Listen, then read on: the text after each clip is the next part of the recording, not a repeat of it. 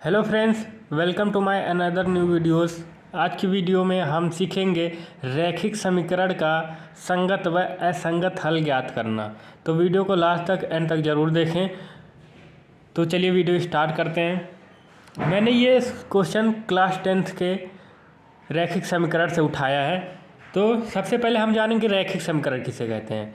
आपको पता है कि रैखिक समीकरण को हम कैसे लिखते हैं, ऐसे a1x plus b1y plus c1 बराबर 0।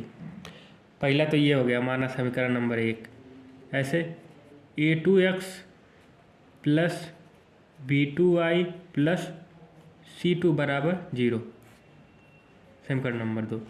यहाँ हमने दो रेखा का समीकरण लिया है, यानी हमें इसी दोनों समीकरण से ज्ञात करना है कि वे उनके हल जो है संगत हैं या असंगत हैं।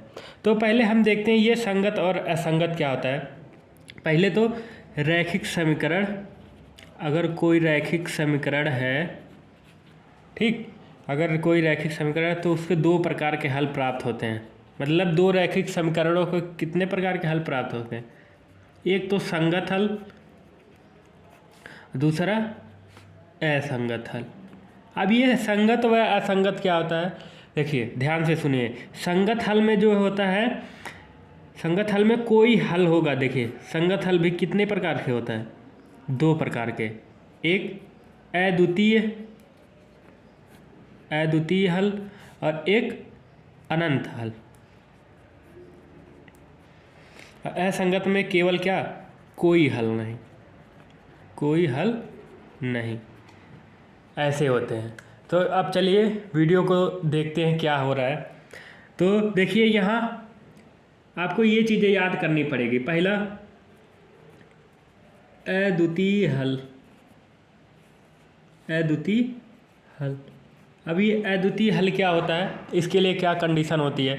अद्वितीय हल के लिए देखिए ध्यान से, दो समीकरणों के जो गुणांक है वो आपस में क्या होते हैं, बराबर नहीं होते। यानी a1 बटा a2 नॉट इक्वल b1 बटा b2 और नॉट इक्वल c1 बटा c2, ये होता है। मतलब क्या, हम जो है ये चेक करते हैं कि क्या इनके गुणांक जो है आपस में बराबर हैं या नहीं है। मतलब अगर जो हम कोई उदाहरण ऐसे ले लें, 2x प्लस 3y प्लस 6 बराबर 0 और 3x प्लस 4y प्लस 7 बराबर 0। अगर इस समीकरण में देखें 2/3 कर लें, ऐसे 2/3 क्या बराबर है 3/4 के, इसके नहीं बराबर है, और 6/7 के भी बराबर नहीं।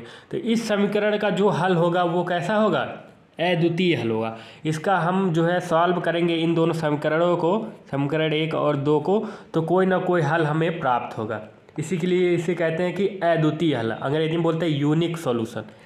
इसके बाद होता है अनंत हल। क्या होता है, अनंत हल। अब ये अनंत हल के लिए क्या होता है कंडीशन, अनंत हल के लिए देखें, अनंत हल के लिए होता है a1 बटा a2 बराबर b1 बटा b2 बराबर c1 बटा c2। मतलब क्या, लाइन ही हमारी क्या हो, लाइन ही हमारा क्या हो, एक हो।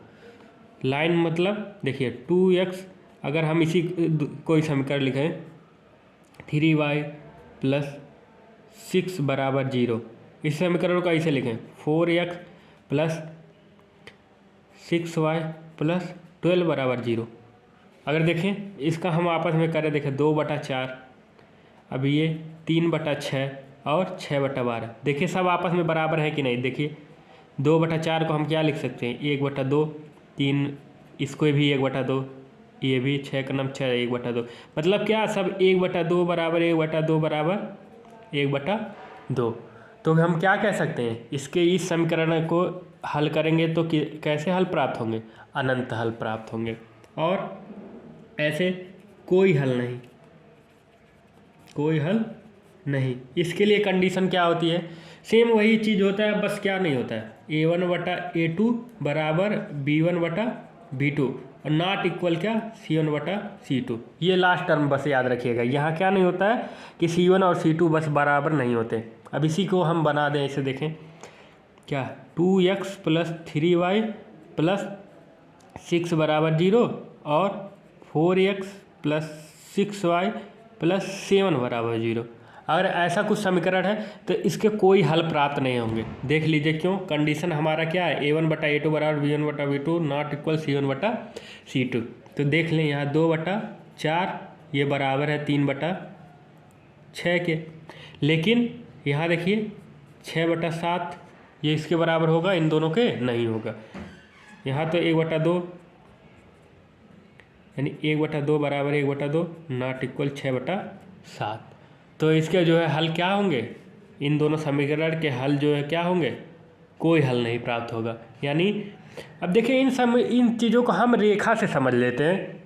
मतलब ये दोनों समीकरण क्या है, रेखा के ही क्या है उदाहरण है। तो दो रेखाएं अगर एक दूसरे को काट रही हैं तो क्या होगा, अद्वितीय हल प्राप्त होगा। मतलब लाइन 1 और लाइन 2 L1 L2 लिखें, ठीक।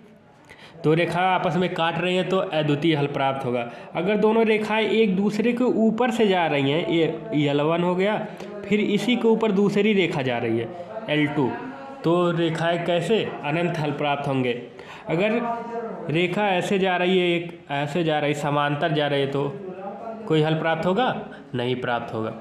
तो ऐसे समझ सकते हैं। अगर वीडियो आपको पसंद आया हो तो वीडियो को ज़्यादा से ज़्यादा शेयर करें, लाइक करें एंड कमेंट करें। धन्यवाद।